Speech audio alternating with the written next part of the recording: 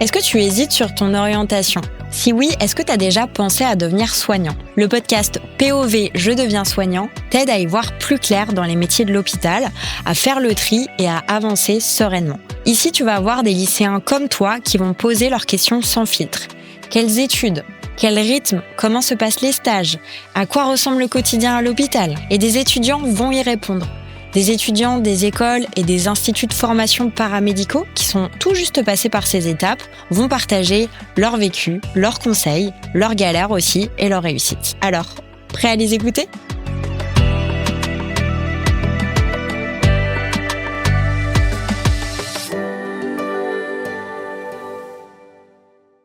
Bonjour, je m'appelle Zalette.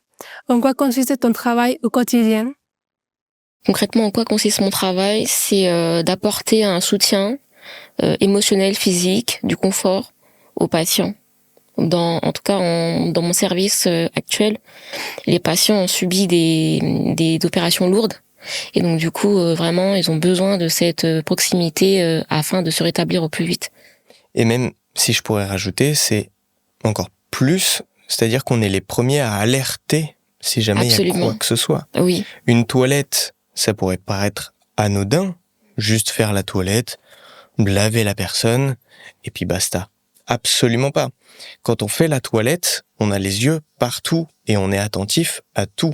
Ne serait-ce que juste entendre ce que le patient a à nous dire et visuellement ce que le patient peut avoir, etc., que c'est à toi d'alerter parce que t'es la personne la plus proche du patient. C'est toi les yeux et les oreilles des médecins et des infirmiers. Et des infirmiers.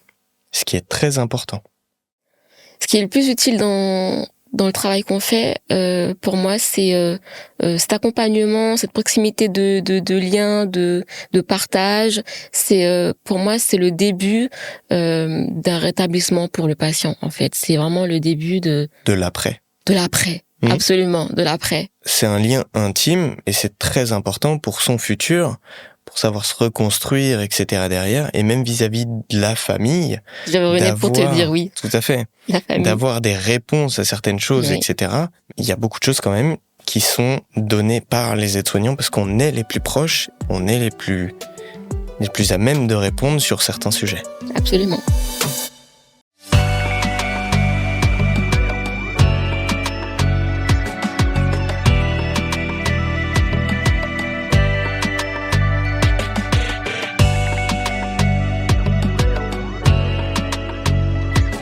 Cet épisode t'a plu ? Abonne-toi au podcast et découvre d'autres métiers de l'hôpital. À bientôt !